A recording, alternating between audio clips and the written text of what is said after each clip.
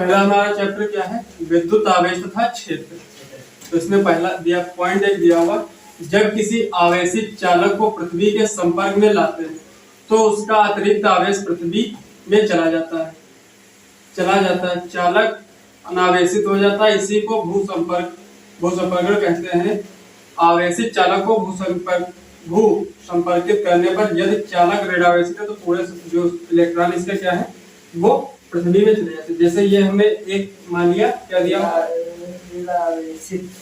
एक ऋणावेशित है जो हमारा क्या इलेक्ट्रॉनों से भरा हुआ है, तो इसके इलेक्ट्रॉन क्या हमारे ऋणावेशित है। एक ये दूसरा दिया, ये भी इलेक्ट्रॉन है।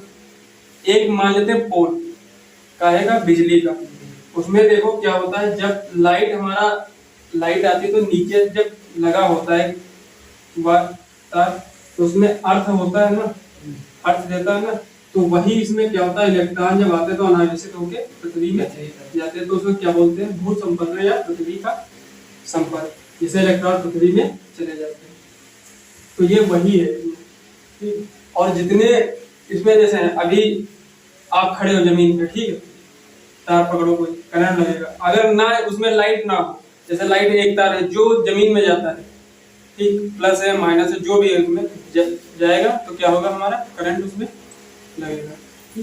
तो ये जो भू संपर्कण वाला है ये इसमें आता है कि भाई कोई पोल है उसको जमीन के अंदर करते हैं, तो इसी द्वारा ये सब होता है भू संपर्कित। तो उसमें क्या था पहले हमारा कि भाई यहाँ पे क्या ये दिया हुआ था हमारा ऋणावेशित, इसमें क्या दिया हुआ धनावेशित, और सेम प्रोसेस वही, लेकिन इसमें इलेक्ट्रॉन का उसमें क्या थे भाई ऋणावेशित थे और इसमें क्या है धनावेशित। तो भू संपर्कित में क्या होता है, हमारे घरों में 3 प्रकार के परिपथ यानी कि तार लगे होते हैं। इनमें 2 तार विद्युतमय या उदासीन जो विद्युत उपलब्ध कराते हैं, तीसरे तार को भूमि के गहराई में गड़ी धातु के साथ जोड़ा जाता है जिसे भू संपर्कित तार कहते हैं। अब जैसे मान लिया कि इसमें क्या होता है कि हमारे घरों में कितने प्रकार के परिपथ होते हैं, तार होते हैं 3 प्रकार के, जिसमें से 2 कौन से, एक होता है विद्युतमय और एक होता है उदासीन, ठीक है। तो और जो एक तीसरा तार होता है वो क्या होता है, भूमि के गहराई में गड़ी धातु के साथ जुड़ा हुआ होता है, जिसे हम क्या बोलते हैं, भू संपर्कित तार बोलते हैं, ठीक। तो जैसे ये हम इसको मान लेते हैं, एक पोल है हमारा खंभा, एक क्या है खंभा दिया हुआ, तो उसमें इलेक्ट्रॉन हमारे कैसे चल रहे हैं, ये धनावेशित चल रहे हैं, इलेक्ट्रॉन कैसे चले धनावेशित।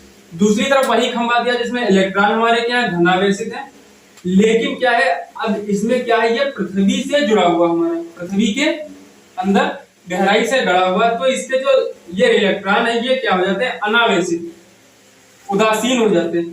तो इसका क्या है, जैसे ये उदासीन जब हो गया तो इसका कोई संपर्क तो रहा नहीं भाई, कुछ नहीं वो कर रहा, तो इसमें क्या हुआ हमारा, ये पृथ्वी से रिलेटिव हुआ।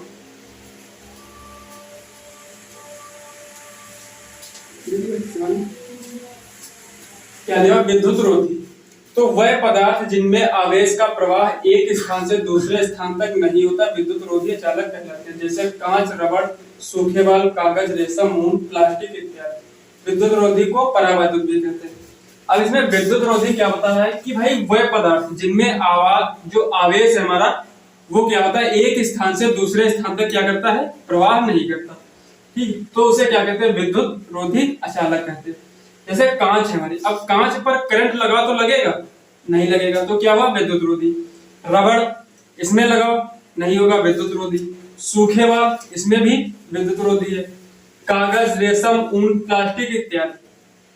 तो इन सभी में हमारा क्या है कि विद्युत रोधी की हमारा जो विद्युत है यानी कि जो करंट है ये क्या करता है, रोकता है, ठीक, एक स्थान से दूसरे स्थान तक नहीं जाने देता, तो ये क्या कहलाता है हमारा विद्युत रोधी।